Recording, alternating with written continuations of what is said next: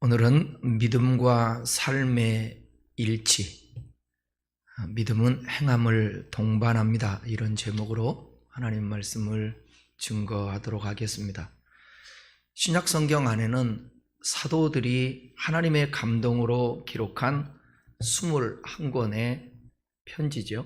서신서가 있습니다. 그런데 사도들마다 각 서신서에서 강조하는 바가 나름대로 있습니다.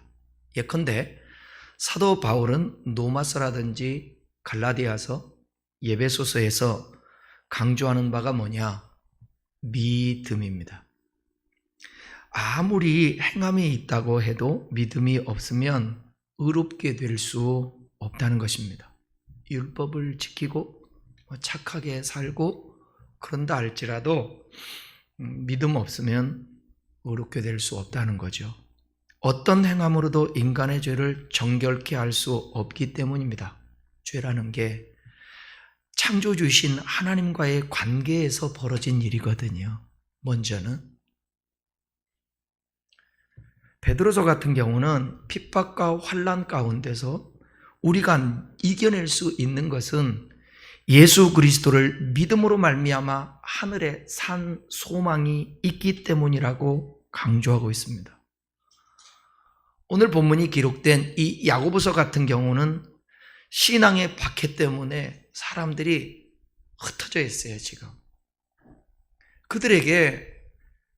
그리스도인인 그들에게 야고보는 격려하려고 이 편지를 쓴과 동시에 삶으로 믿음을 증명해 내야 한다라는 메시지를 강조하면서 참 믿음에 대해 설명하고 있습니다. 오늘은 특별히 야고보서에서 강조하고 있는 믿음과 행함에 대해서 살펴봐야 합니다. 세계적인 석학인 우리나라가 배출한 김세윤 박사님은 한국 교회의 부정적인 면을 이렇게 얘기합니다. 예수 믿으면 구원받는다. 예수 믿으면 어떠한 연약함과 죄를 지어도 한번 믿었기 때문에 영접했기 때문에 하나님께서 견인해 간다. 구원받는다. 마치 구원파에서 말하는 그런 교리를 가지고 오늘 한국교회 대부분 교단과 교회들이 신앙생활하고 있다는 것입니다. 그렇기 때문에 어느 나라보다도 우리나라 같은 경우는 죄송합니다. 코로나 아니에요. 제가 목요일 날 목을 많이 써가지고 그런데 풀리지가 않네요. 어느 나라보다도 기도를 많이 하고 예배 생활을 많이 하는데 우리 한국 그리스도인들의 삶이 덕이 되지 않는다는 것입니다. 그래서 지금 미국에서 교수를 하고 계시는데 그 목사님이 한국 교회의 부정적인 면을 이렇게 얘기하는 거예요. 믿음은 좋다고 얘기하는데 삶이 따라오지 않으니까 윤리와 도덕적으로 다른 종교보다도 참 못해서 세상 사람들에게 비난을 받는 게 오늘 한국 교회의 현실이라는 것입니다. 오늘 말씀을 들으면서 믿음이라는 건 뭔가? 구원받는 것은 믿음이 있어야 되는데 그러면 그 믿음은 어떤 믿음이어야 되는가? 구원받는 믿음이 거기에 대해서 함께 살펴보고자 합니다. 결론적으로 얘기하면 하나님이 원하는 진짜 구원받는 예수 믿는 믿음을 가지면 행함이 저절로 따라옵니다. 행함으로 구원받는 것은 아니지만 믿음으로 구원받는데 그 구원받는 진짜 믿음이 있다도 말씀드리겠지만 행함이 따라올 수밖에 없습니다. 찰스 알렘 박사라는 분이 최근에 미국의 교인들의 신앙 상태를 면밀히 조사한 결과가 나왔는데 그 보고에 의하면 20%의 교인이 예배에 불참하고 있다는 것입니다. 25%의 교인이 기도를 안 하면서 신앙생활을 한답니다. 30%의 교인이 기도할 줄을 모른답니다. 35%의 교인이 성경을 읽지 않고 신앙생활한답니다. 40%의 교인이 헌금을 안 하며 신앙생활한답니다. 60%의 교인이 신앙 서적 같은 것 아예 한 권도 읽지 않고 신앙생활한답니다. 70%의 교인이 교회 활동을 외면한답니다. 교회만 왔다 갔다 하죠. 75%의 교인이 교회에서 책임진 일이 없답니다. 85%의 교인이 한 사람의 불신자도 전도한 경험이 없다고 합니다. 그러면서 100%의 교인이 하나같이 천국에 들어가고 싶다고 말한답니다.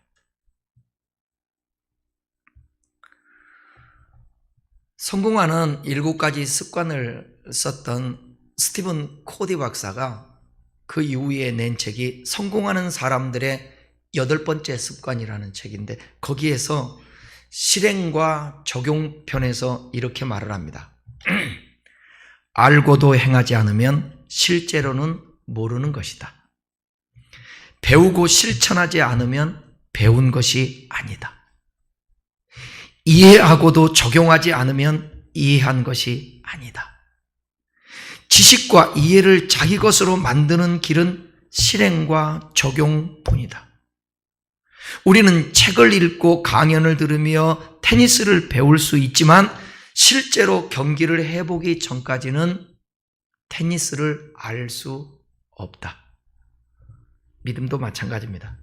지식으로만 믿음에 대해 연구하고 입술과 마음으로만 믿는다고 하면서 실제 행동하지 않는다면 그것은 죽은 믿음이라는 것입니다. 우리 다 구원받기 위해서 교회 나오고 예수 믿죠? 강남 비전교회 한재욱 목사님이라는 분은 이런 글을 썼더라고요. 제가 카페에 봤는데, 붙이지 않는 편지, 울리지 않는 종, 불타지 않는 초, 총알 없는 총은 존재 이유가 미약하다.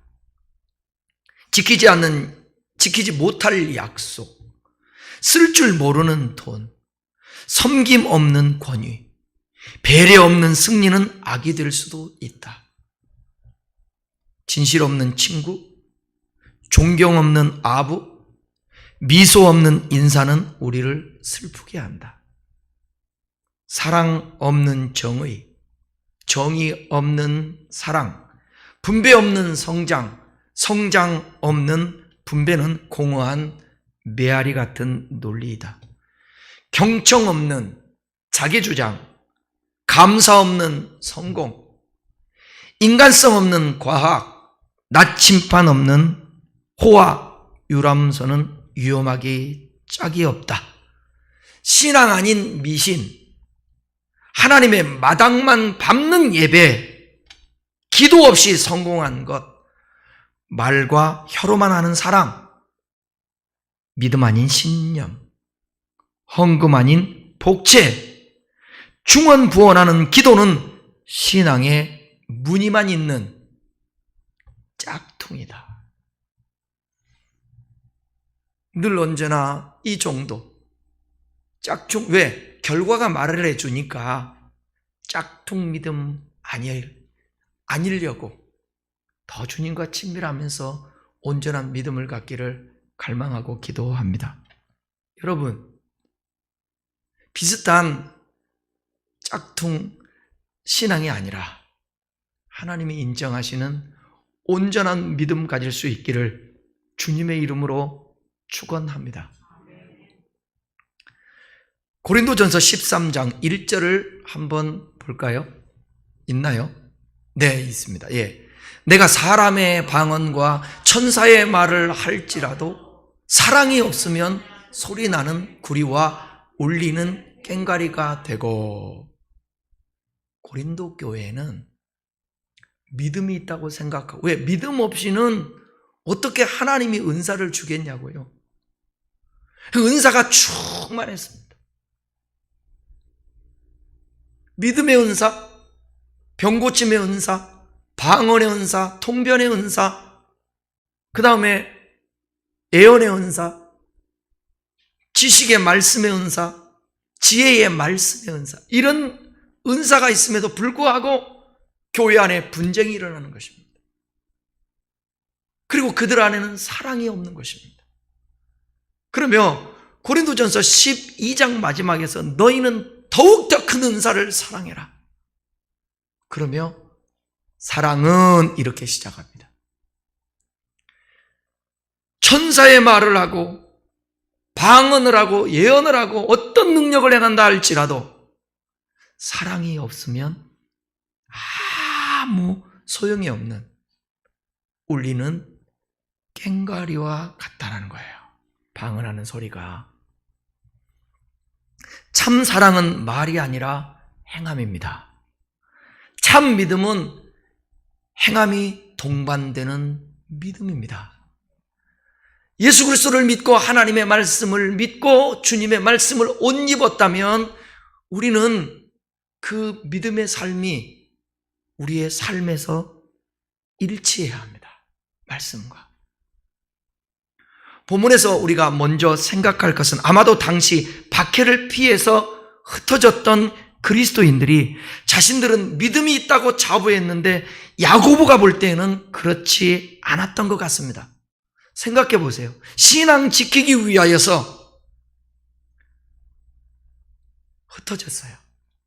그리고 흩어진 곳에서 회당을 만들어 그 회당에서 하나님의 말씀을 배우고 토론을 하고 예배를 드렸습니다.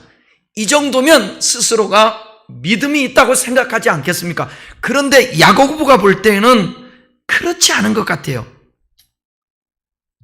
당시 그리스도인들은 박해로 인하여서 이방 땅에 흩어져 신앙생활하는 사람들이 대부분이었습니다. 그러니까 표면적으로 보면 믿음이 당연히 있다고 볼 수 있는 사람들이었습니다. 그런데 오늘 본문의 말씀의 앞단락 2장 1절에서 9절까지 보면 좀 전에 얘기했던 대로 회당에 모입니다. 회당에 모여서 말씀을 나누고 교제를 하고 하는데 사람들을 외모로 취하면서 차별을 합니다. 기가 막히지 않습니까? 주님 잘 믿으려고 흩어져서 박해를 피해서 그리고 공동체를 이루고 회당을 만들어 그곳에서 하나님 말씀을 나누고 토론을 하고 기도를 하고 예배를 하는데 그들에게는 사람을 외모로 취하고 사람을 차별하는 것입니다. 볼까요? 만일 너희 회당에 금가락지를 끼고 아름다운 옷을 입은 사람이 들어오고 또 남루한 옷을 입은 가난한 사람이 들어올 때에 너희가 아름다운 옷을 입은 자는 눈여겨보고 말하되 여기 좋은 자리가 있으니까 앉으십시오. 가난한 자에게는 말하되 너는 거기 서 있든지 내 발등상 아래 앉으라 하며. 저 입구에 있죠. 좋지도 못한 자리에 앉게 하는 이 차별적인 사람을 대하는 모습을 보십시오. 그러면서 자기는 믿음이 있다고 생각하고 있으니 야고보가 지적하고 있는 것입니다. 오늘 우리 이 시대에 예수 믿는 사람들이 믿음이 있노라 하고 그렇게 열정적인 신앙생활을 하면서 미움으로 가득 차고 시기와 질투로 가득 차고 욕망으로 가득 차 조금만 건드리면 견디지를 못하는 거예요. 그리고 예수 믿는 사람처럼 못 본 체하고 인사도 안 하고 그러면서 스스로는 나는 믿는 믿음이 있다 그래요. 나더러 주여 주여 하는 자마다 천국에 들어갈 것이 아니요 내 아버지의 뜻대로 행하는 자라야 천국에 들어간다. 내가 주의 이름으로 네가 주의 이름으로 귀신을 쫓아내고 많은 능력을 행했다 할지라도 나는 너를 도무지 알지 못한다. 행함이 없는 믿음은 마치 모래 위에 지은 집과 같아서 바람이 불고 창수가 나면 그것은 무너지게 된다는 것입니다. 그러나 행함이 있는 믿음은 반석 위에 지은 집과 같다는 거예요. 무너지지 않습니다. 어떤 상황이든. 진짜 믿음을 갖는, 행함이 따라오는 그런 믿음을 가진 자들은 어떤 상황에서도 흔들리지 않습니다. 그 믿음 가져야 된다는 거죠. 신앙이라는 것은 얼마든지 온전한 믿음이 아니고서라도 자기 신념에 의해 열심일 수 있고 종교적 행위를 가질 수 있습니다.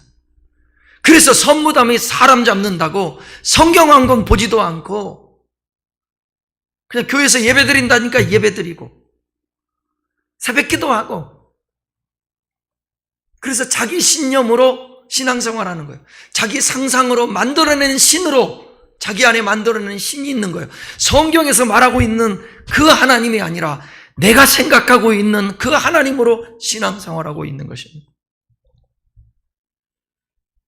그러니까 종교적인 열심은 있는데 열매가 행함으로 드러나지 않는 것입니다. 그래서 야고보 사도는 온전한 믿음이 무엇인지를 가르쳐주고 있는 것입니다. 우리가 본문을 통해서 생각해 볼 것은 뭐냐면 행함이 없는 믿음은 죽은 믿음이라는 거예요. 2장 26절, 야고보서 2장 26절을 읽겠습니다. 영혼 없는 몸이 죽은 것 같이 행함이 없는 믿음은 죽은 믿음.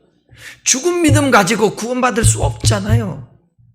존재만 믿는 그 믿음 가지고는 구원받을 수 없잖아요. 왜냐하면 귀신도 믿는데 귀신이 믿는다고 할 때에 구원받습니까? 존재만 믿는 것이지 온전한 관계 속에서 예수님으로 인하여서 살아내고 때로는 손해보기도 하고 예수님으로 인하여서 불편하고 어려운 환경 속에서도 감사하고 기뻐할 수 있고 남을 배려하고 사랑할 수 있고, 이게 믿음이라는 것입니다. 20절에서는 행함이 없는 믿음은 헛것이래요. 믿음인데 헛것이래. 아무리 믿음이 있다고 스스로 생각해도 행함이 없으면 그 믿음은 헛것이다. 본문 14절에서 행함이 없는 믿음은 자기를 구원할 수 없다고까지 합니다. 14절 보겠습니다. 내 형제들아, 만일 사람이 믿음이 있노라 하고 행함이 없으면 무슨 유익이 있으리요? 그 믿음이 능히 자기를 구원하겠느냐? 여기 나오잖아요. 자기는 믿음이 있다고 하는데 행함이 없으면 그 믿음이 너를 구원할 수 있겠느냐? 대부분 성경에서는 구원은 믿음으로 받는다고 말씀하고 있습니다. 바울 사도가 그렇게 말을 하죠. 서신서에서. 그런데 야고보는 믿노라 하고 행함이 없으면 구원도 없다고 말합니다. 그렇다면 여기서 믿음과 행함의 상관관계를 살펴볼 필요가 있겠죠. 1세기 당시 그리스도인 중에는 행함을 강조하는 율법주의적인 유대계열 그리스도인들이 있었어요. 반대로 행함을 경시하는 헬라 계열 이방인 그리스도인들이 있었습니다. 신약 성경에서 각 서신서의 강조점이 다르기 때문에 서신을 받는 수신자가 편지를 쓰고 이 성경을 보내는데 그걸 받는 수신자가 어떤 그룹인지 유념하면서 성경을 볼 필요가 있습니다. 주의할 것은 뭐냐? 강조점이 다른 것이지. 잘 들어보세요. 주의할 것은 강조점이 다른 것이지 각기 다른 구원을 말하고 있는 구원의 방법을 말하는 것이 아니라는 거죠. 본질은 믿음인데 야고보는 그 믿음이 행함이 있는 믿음이어야 한다는 것입니다. 그러니까 믿음에 대해서 설명을 해주는 거죠, 야고보가. 바울은 에베소서에서 구원은 은혜로 인하여 믿음으로 받는다고 에베소서 2장 8절 9절에서 말합니다. 읽어보겠습니다. 너희는 그 은혜에 의하여 믿음으로 말미암아 구원을 받았는 이것은 너희에게서 난 것이 아니요 하나님의 선물이라. 행위에서 난 것이 아니니 이는 누구든지 자랑하지 못하게 함이라. 신학적인 부분에 조금 설명해 드릴까요? 그러면 여러분 질문이 생기지 않습니까? 여기서 은혜에 의하여 믿음으로 말미암아 구원을 받았다. 은혜라는 것은 값없이 주는 선물이잖아요. 그렇다면 여러분 여기서 질문이 나오지 않았습니까? 선물이라는 것은 값없이 주는데 그러면 누구한테는 주고 누구한테는 안 주고 이게 되잖아요. 그래서 나온 게 애정론입니다. 누구는 만세 전부터 구원받을 사람으로 택해놓고 누구는 구원받지 못할 사람으로 유기해놨다는 거죠. 근데 이런 요즘 새로운 신학적인 해석이 나오는데 여기서 말하면 그 은혜로 인하여 믿음으로 말미암아, 여기서 말하는 은혜라는 것은 뭐냐면 믿음의 꺼림입니다. 믿음의 꺼리, 즉 예수 그리스도가 없으면 믿음의 대상이 없으니까 구원을 얻을 수가 없는 것입니다. 그러니까 여기서 말하는, 좀 쉽게 표현하면 선행적인 은혜, 선행적인 은총의 꺼리, 예수 그리스도를 모든 사람에게 주셨다라는 것입니다. 이게 은혜라는 거예요. 근데 그 은혜를 우리가 받아들이고 믿음으로 말미암아 구원을 받는 것이에요. 이것은 그러니까 믿음의 꺼리 예수 그리스도가 사람에게서 나온 게 아니잖아요. 하나님으로 나온, 행위에서 나온 것이 아니에요. 그래서 자랑할 수가 없어요. 왜냐하면 아무리 뭔가를 믿어보고 몸부림치려고 해도 믿음의 거리가 없으니까, 구원의 방법이 없으니까. 근데 구원의 방법을 선물로 예수 그리스도를 주셨다라는 거예요. 그러니까 하나님이 세상을 이처럼 사랑하사 독생자를 주셨으니 누구든지 저를 믿는 자마다 멸망치 않고 영생을 얻게 하십니다. 그런데 모신학에서는, 우리나라가 주로 전하고 있는 애정론에서는 여기서 누구든지를 뭐라고 얘기하냐면 택한 사람 누구든지를 말한다고 합니다. 성경 그렇게 보지 않습니다. 저는. 그리고 요즘도 그렇습니다. 모든 사람이 회개하고 구원에 이르기를 원하는 것이 주님이십니다. 어떤 사람은 지옥 가기로 작정해놓고 어떤 사람은 천국 가기로 작정해놓고, 그러면 하나님이 공의로우신 분이 아니겠죠. 누구든지 믿음의 거리 은혜를 주었으니까 너희들이 주님 앞에 나와 믿을 것이다. 그러면 구원을 얻는다. 이 요한복음 3장을 설명하면서 여러분, 광야에서 인자도 노뱀처럼 들려야 하리니 말하죠. 이스라엘 백성들이 불평하다가 죽게 생겼어요. 그리고는 모세를 통하여서 노뱀을 장대에다가 이렇게 걸으라고 합니다. 그리고 누구든지 저거를 보는 자마다 살겠다고 해요. 그것을 보는 자는 살아요. 보지 않으면 죽어요. 그 선택은 누가 해야 되는 거예요? 노뱀이라는 살 수 있는 거리를 줬잖아요. 이게 은혜입니다. 그것을 보면 살고 보지 않으면 죽는 거예요. 이 얘기를 한 다음에 누구든지 저를 믿는 자마다 그렇게 설명하고 있어요. 요한복음 3장에서. 구원받는 것은 분명 하나님의 선물인 예수 그리스도를 믿는 것입니다. 예수 그리스도를 믿는 믿음을 통하지 않고서는 절대로 구원을 받을 수가 없습니다. 그런데 야고보 사도가 말씀하고 싶어하는 것은 뭐냐면, 그 믿음이 진짜라면 예수 그리스도가 나를 위해 죽으시고, 믿습니까? 부활하신 거 믿습니까? 그래서 우리의 주인, 주가 되신 거 믿습니까? 그 주님이 우리와 함께 하심을 믿습니까? 그러면서 우리와 교제한다고 있다는 것을 믿습니까? 그러면 행함이 따라오는 거죠.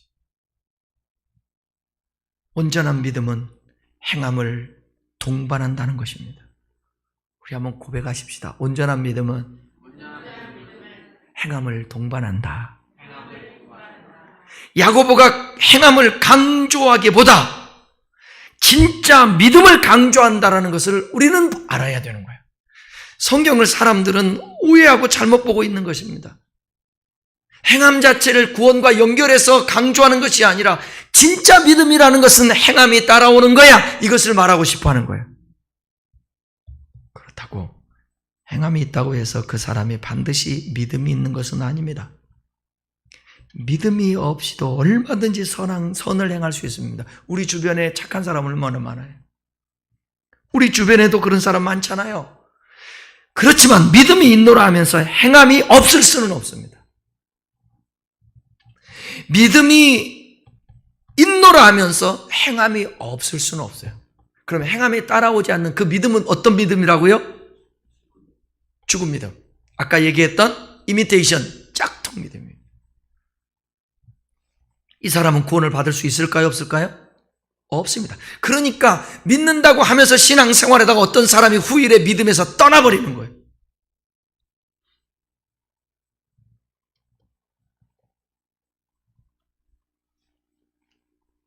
행함이 없는 믿음은 가짜요 헛된 믿음입니다. 야고보는 행함 없는 믿음의 예를 듭니다. 행함 없는 믿음이 어떤 믿음인가? 15절, 17절을 같이 읽겠습니다. 만일 형제나 자매가 헐벗고 일용할 양식이 없는데 너희 중에 누구든지 그에게 이르되 평안히 가라, 덥게 하라, 배부기라며 그 몸에 쓸 것을 주지 아니하면 무슨 이익이 있으리. 이와 같이 행함이 없는 믿음은 그 자체가 죽은 것이라.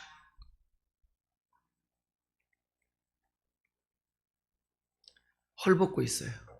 일용할 양식이 없어요. 그런데 말로만 평안해라, 덥게 하라, 배부리 하라, 말로만 한다면 이거는 아무 유익이 없어요. 어떻게 믿음이 있노라 하고 그걸 보고 그냥 행하지 않을 수 있냐고요. 그 믿음은 아무리 강조해도 죽은 믿음이라. 진짜 예수 믿고 구원받은 사람이 헐벗고 양식이 없는 사람을 그냥 내버려 두겠습니까? 말로만 합니까? 제가 며칠 전인지 어젠지 그젠지 모르겠네. 그 포털 사이트에서 글 하나를 읽었는데 막 집중해서 보지는 않았는데 그 내용이 대충 이런 거예요. 노부부가 병원에 가려고 하는데 차가 잡히질 않는 거예요. 택시 같은 경우가. 그래서 그 모습을 보고 두 노인이 있는 것을 보고 어느 그 남자분이 운전하다가 유심히 이렇게 보는데 손을 들고 세우더라는 거예요, 그 차를. 그래서 젊은이, 우리 부부가 병원을 가야 하는데 우리를 좀 태워줄 수 있는가? 그랬더니 네, 타시죠. 그래서 태워다가 4km 정도 됐대요. 4km 있는 병원에다가 태워다 줬대요. 그리고 뒤에서 막 차들이 빵빵거려 복잡한데 뒤를 딱 보니까 이 할아버지 할머니가 10,000원짜리를 놓고 내린 거예요. 할아버지 할머니 이거 안 됩니다. 그랬더니 택시비도 그만큼은 나와. 그냥 가시게. 그래서 자기는 그래서 자기 스스로 그거 해놓고 10,000원 꼭 있잖아. 주지 않은 이상한 사람 같이 됐다고 고백하더라고요. 그분이 믿는지 안 믿는지는 모르지만 우리의 믿음의 사람들은 그런 모습, 어려운 상황을 보면 그냥 지나칠 수 없다라는 거예요. 이게 믿음의 사람입니다. 제가 전에 얘기했나요? 인천에 갔는데 큰 쇠파이프가 사거리에서 휙 돌다가 파이프가 여러 개 긴 파이프가 떨어졌다고? 근데 이 일하시는, 운전하시는 이분이 어쩔 줄을 모르는 거예요. 왜냐하면 차들이 막 움직이고 신호가 움직이니까. 근데 아무도 안 내리더라고, 아무도. 혼자 끙끙거려서 제가 내려가지고 깜빡이 켜고 그걸 잡아주는데 저는 가벼운 줄 알았어요. 얼마나 무거운지. 손에 기름이 새까맣게 묻는 것입니다. 그 운전을 또 해야 되잖아요. 그거 닦으려는데 휘지도 없는 거야. 뭐 찾아서 어쨌든 막 이렇게 닦았는데 누군가를 돕는다든지 선을 행한다라는 것은 반드시 불편함이 있습니다. 그래서 사람들이 잘 안 해요. 근데 믿음이 있는 사람은 이곳에 주님을 믿고 주님이 내 마음에 노크를 하기 때문에 우리는 선을 행하지 않을 수가 없는 것입니다. 반드시 믿음 없는 사람도 도우며 사는데 당연히 예수를 모시고 사는 사람은 더 잘해야 되지 않겠습니까? 온전한 믿음은 삶과 일치하는 것입니다. 예수 믿는 사람은 사람들이 믿는 사람들과 교회를 향해 예수 믿는 사람들을 보면서 예수 믿지 않는 사람들이 교회를 향해서 하는 말이 왜 저 사람들은 말은 잘해? 이런 말을 우리가 왜 들어야겠습니까?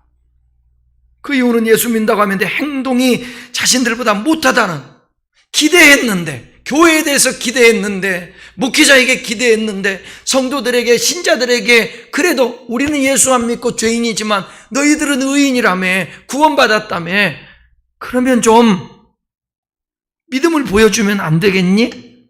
왜 말만 하니? 왜 세습을 하고?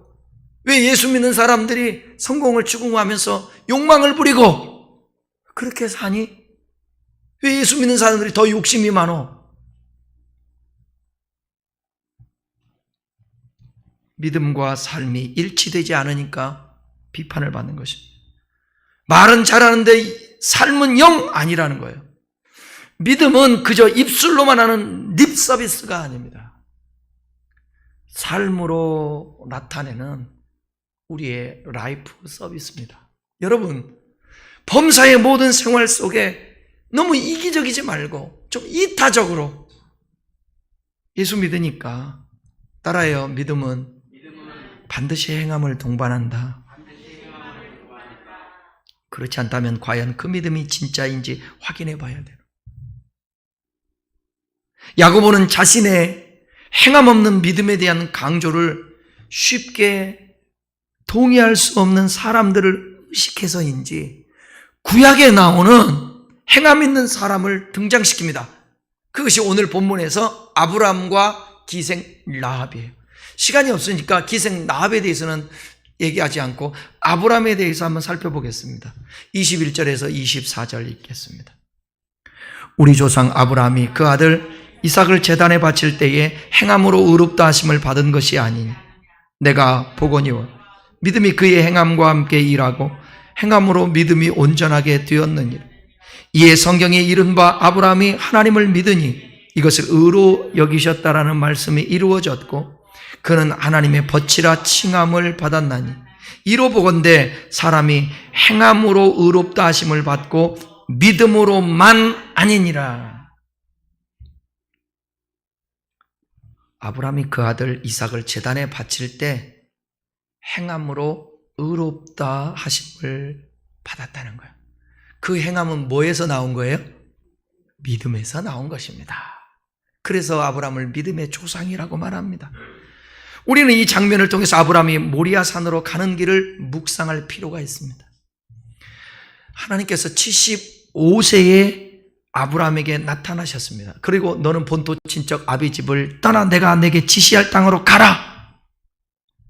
그러면 너로 큰 민족을 이루겠고 창대케 하셔서 복의 근원으로 삼아주겠다 했습니다. 그런데 이 약속을 받고 이삭을 얻은 것은 그로부터 25년이 지나서 했습니다. 그리고 100세가 되어 큰 민족이 될 수 있는 씨 하나를 얻었습니다. 이삭. 그리고 대략 17년이 지나갔습니다. 말할 수 없을 만큼 행복한 시간이었죠. 눈에 넣어도 아깝지 않습니다. 이삭이 낳았을 때 그 이삭의 연회를 베풀 정도였습니다. 너무 좋으니까. 그런데 아브라함의 나이 120세가 될 시점에서 하나님은 그에게 말씀합니다.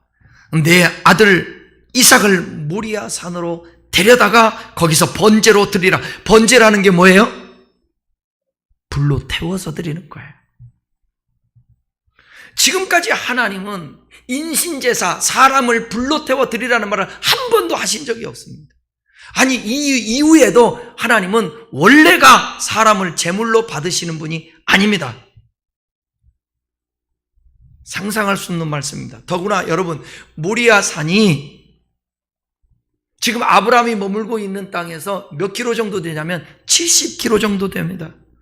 120이 가까운 이 노인이 걸어서 가기에는 결코 쉽지 않은 거리 아니었겠습니까? 그러므로 이삭을 제단에 바쳤다는 이 행위는 단순히 생각할 수 없는 것이에요. 사흘 길을 고민하고 의지를 발동해서 이삭을 번제로 드리기로 순종을 합니다. 바로 이것이 믿음과 행함의 관계라는 것이에요. 그래서 히브리서 기자는 이런 아브라함에 대해서 이렇게 말씀합니다. 히브리서 11장 17절에서 19절입니다. 아브라함은 시험을 받을 때에 믿음으로 이삭을 드렸으니 저는 약속을 받은 자로되 그 외아들을 드렸느니라. 그에게 이미 말씀하시기를 내 자손이라 칭할 자는 이삭으로 말미암으리라 하셨으니 그가 하나님이 능히 죽은 자 가운데서 다시 살리실 줄을 생각한지라. 그 다음도 있어요. 비유컨대 죽은 자 가운데서 도로 받은 것이니라. 그러니까 히브리서 기자는 아브라함의 순종을 어떤 믿음으로 평가하고 있는 것입니까? 하나님께서 능히 이삭을 번제로 드린다고 하더라도 죽은 자 가운데서 다시 살리실 것이라는 그 믿음. 그래서 칼을 빼들 수 있었던 거예요. 근데 칼을 빼드는 순간 하나님은 아브라함아 네가 독자 이삭도 아끼지 아니하고 드리는 것을 내가 보니까 이제야 진짜 네 믿음이 진짜 믿음이다. 나를 경유하는 줄을 알았노라. 할렐루야. 그러니까 히브리서 기자는 아브라함의 순종을 어떤 믿음으로 평가하고 있는 것입니까? 하나님께서 능히 이삭을 번제로 드린다고 하더라도 죽은 자 가운데서 다시 살려줄 것이라는 그 믿음이 있었다는 것입니다.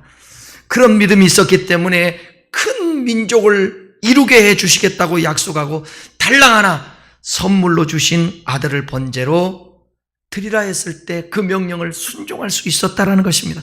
이렇게 할 수 있는 이 행동, 이것이 아브라함이 하나님을 진심으로 믿었다고 하는 증거인 것입니다. 믿음은 이와 같이 반드시 행함을 동반하게 되어 있습니다. 믿는다고 100마디 말을 하는 것보다 이렇게 아브라함처럼 믿음에 합당한 순종을 하는 것이 참된 믿음이라는 것입니다. 주님 앞에서의 시간들, 주님 앞에서의 물질들, 나와 관계된 모든 사람들 진짜 믿는다면 하나님께 맡기는 것입니다. 그리고 결단하는 것입니다. 이게 믿음입니다. 야고보는 아브라함의 믿음이 그의 행함과 함께 일했으며 아브라함의 믿음이 행함을 통하여 비로소 온전케 되었다. 다시요. 아브라함의 믿음이 그의 행함과 함께 일했으며 아브라함의 믿음이 행함을 통하여 비로소 온전케 되었다. 결론적으로 형식적인 믿음이나 존재만 믿는 믿음은 반쪽 믿음입니다. 여러분이 이 반쪽 믿음에서 온전한 믿음으로 전도되기를 축원합니다. 야고보서 2장 19절입니다. 네가 하나님은 한 분인 줄을 믿느냐? 잘 아는도다. 귀신도 믿고 떠르니라. 우리의 신앙은 하나님과의 관계입니다. 마귀는, 사단은 하나님과 관계가 되어 있지 않습니다. 경외하지도 않습니다. 사랑하지도 않습니다. 신앙은 철저하게 하나님과 우리와의 관계입니다. 그래서 요한복음 15장에서 나는 포도나무요 너희는 가지니 가지가 포도나무에 붙어 있지 않으면 과실을 맺을 수 없다. 너희가 나를 떠나서는 아무것도 할 수 없다. 그래서 로마서에서 얘기하는 건 뭐냐면요, 진짜 복음은 이거예요.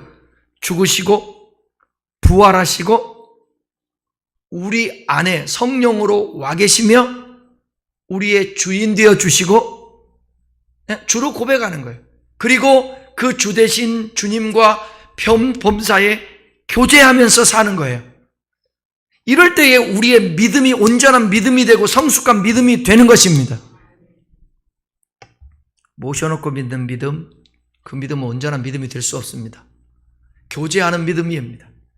그래서 다시 얘기합니다. 칭의에는 법정적 칭의가 있습니다. 그 다음에는 관계적 층위가 있습니다. 그리고는 최종적 층위가 있습니다. 법적으로 예수를 믿어 하나님의 자녀가 됐으면 그것으로 끝나는 것이 아니라 하나님의 자녀로서 이제 관계를 하는 것입니다. 교제를 하는 것입니다. 하나님과 동행을 하는 것입니다. 함께 하는 것입니다.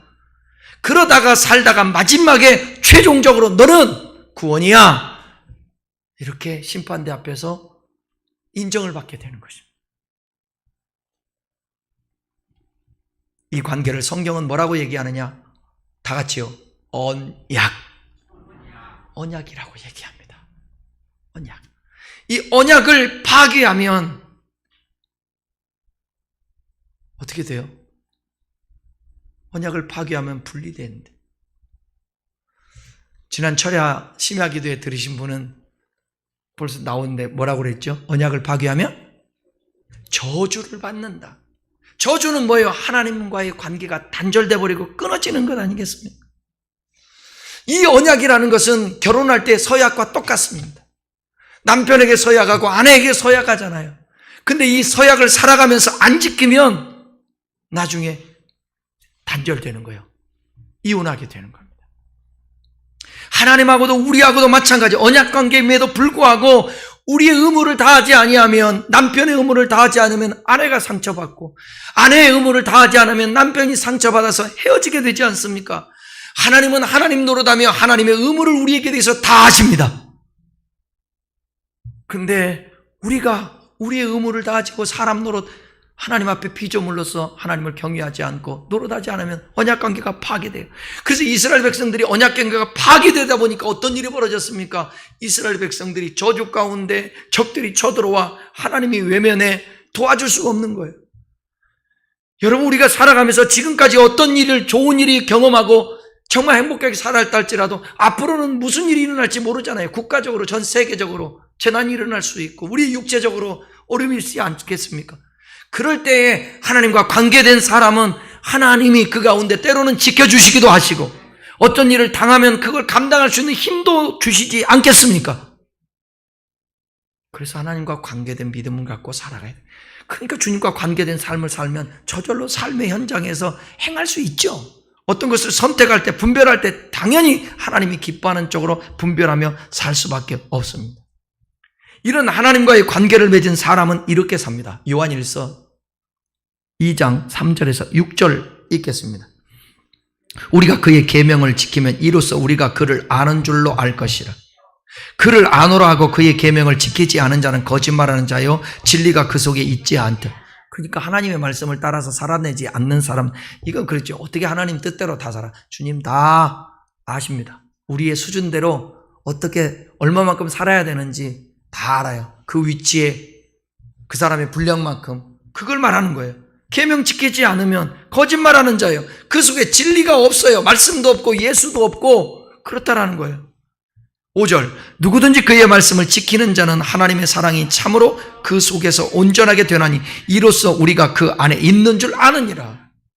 말씀을 지키는 자는 그게 겉으로 드러나는 게, 저 사람 보니까 이 속에 하나님이 계시는구나. 6절, 그 안에 산다고 하는 자는 그가 행하시는 대로 자기도 행할지니라. 그러니까 예수님이 십자가를 지기 전에 마지막 제자들에게 세족식을 행하면서 뭐라고 그랬죠? 너도 이와 같이 행하라. 믿음과 행함은 동전의 양면과 같아서 구분되지만 분리할 수가 없습니다. 참된 믿음은 나침반이 늘 북을 가리키듯 무슨 일이 있더라도 언제나 하나님을 신뢰하고 하나님의 말씀에 순종하는 것입니다. 이게 진짜 믿음입니다. 진짜 믿음을 가지려면 여러분 생각하고 이렇게 말씀을 들으면서 점검하고 고민해야 합니다. 그리고 무엇보다도 그런 믿음 갖기를 원하십니까? 그러면 말씀을 계속 듣고 배우고 연구하고 읽고 묵상해야 합니다. 로마서 10장 17절. 어떻게 이 믿음을 가질 수 있는가? 그러므로 믿음은 들음에서 나며 들음은 그리스도의 말씀으로 말미암느니라. 결론, 믿음의 출처는 그리스도의 말씀에 있습니다. 내 생각, 내 마음, 내 열심 이런 것들로부터 오는 것이 아니라 그리스도의 말씀을 들을 때에 이 말씀으로 말미암아 믿음이 생기는 것입니다. 첫 번째 믿음은 성령이 역사하여 주셔서 우리 안에 믿을 수 있는 동기를 주십니다. 저의 경험이에요. 그런데 성경을 펴들지 않고 성경을 보지 않고 성경을 공부하지 않고 배우지 않고 말씀을 듣지 않으면 이 속에 하나님의 존재에 대한 믿음은 있는데 어떻게 믿어야 될 것인가? 하나님은 어떤 분이신가? 뭘 원하시는가? 관계할 수 있는 것을 모르기 때문에 신앙생활이 그냥 1년에 한 번씩 가는 절에 다니는 사람들 있죠? 1년에 4월 초파일 한 번 절에 다니며 그 사람 종교 물어보면 뭐라고 그래요? 불교라고 말해요. 불교라고. 여기에는 어떤 역사도 없고 기복적인 신앙. 기독교 신앙도 이런 생각으로 이런 모습으로 예수 믿으면 그 믿음은 자랄 수가 없어요. 그래서 너무 시대가 참 바빠요. 성경 볼 시간 없고 하나님 말씀 들을 시간 없고 배우려고 하는 욕망도 없고 그래요. 그런데 안 믿을 수는 없고 형식적인 신앙생활. 우리 더 이상 형식적인 신앙생활이 아니라 주님과 함께하는 신앙생활. 주님으로 말미암아서 나의 가치관이 나의 삶이 선택되어지고 결정되어지고 움직이는 저와 여러분 되었으면 좋겠습니다. 스스로 능동적인 그런 신앙이 아니라 하나님에 의한 수동적인 신앙을 가져요. 이 고백을 오늘의 교회 하영조 목사님이 한 것입니다. 그분은 누구보다도 열심을 내고 헌신했지만 자기의 삶은 능동적이지 않고 수동적이었다. 하나님의 성령의 인도하심 속에서 하라면 하고 하지 말라면 하지 않는 수동적인 삶이었다. 그렇게 말을 해요. 사랑하는 우리 큰나무 교우 여러분, 예수 믿는 것은 상향적인 삶을 우리가 추구하기 위해서 예수 믿는 게 아닙니다. 예수 믿는 것은 예수님 닮아 하향적인 삶을 살아야 합니다. 상향적인 삶을 추구하는 사람은 욕망대로 사는 사람입니다. 그래서 높아지고 싶고, 그렇죠. 하향적인 삶을 사는 사람은 바로 소명을 가지고 사는 사람입니다. 인생을 어떻게 살아야 될 것인가? 어떻게 사는 것이 참된 삶인가? 그냥 먹고 마시고 자식 키우고 살다가 그냥 살다가 때 되면 간다. 하나님은 우리를 그렇게 만들지 않으셨습니다. 모든 사람에게 각자에게 소명을 주셨습니다. 어쩌면 오늘 이 시간 예배를 이 시간에 드리고 지키는 것, 그것이 여러분의 소명입니다. 이 순간. 그래야 교회가 존재합니다. 한국교회 사람들이 여러분 생각해 보십시오. 나 집에서 예배 드린다고 한 사람도 예배당에 나오지 않고 목사만 예배 드린다고 생각해 보십시오. 그 교회가 건강하게 존재할 수 있는 교회가 될 수 있는지. 너희기는 말세가 되면은 모이기를 패하는 사람들의 어떤 습관과 하지 말고 더욱 모이기에 힘쓰는 자들이 되어라. 아멘입니까? 영상 예배는 최선이 아닙니다. 자선입니다. 비대면은 여러분 최선이 아닙니다. 자선입니다. 여러분이 살아가면서 어쩔 수 없는 우리의 상황들이 있을 수 있습니다. 그 환경에서 어떤 핑계도 아니라 하나님 앞에 무릎 꿇고 나를 긍휼히 여겨주셔서 하나님의 선하시고 온전하신 뜻이 무엇인가를 분별하여 그 뜻을 따라 살아갈 수 있도록 주여 인도하여 주시옵소서. 그리고 최소한 여러분 고민하고 염려하고 근심하고 걱정하고 원망하고 불평하고 탄식하기 전에 성경을 펴들어야 합니다. 아멘. 우울증이 찾아올 때 여러분 어쨌든지 하나님을 찾아야 합니다.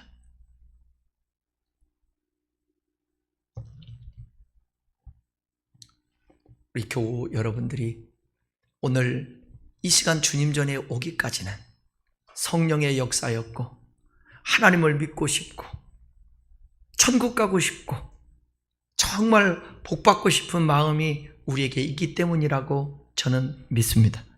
그렇다면 그것들이 하나님으로 말미암아 열매 맺어지고 이루어질 수 있도록 여러분의 믿음을 한번 점검해 보시고 이 말씀 생각하면서 진짜 예수 믿어야 되겠다, 이 믿음으로 모두 다 구원받고 영생 얻고 오늘도 범사에 주님과 함께 하시기를 주의 이름으로 축원합니다.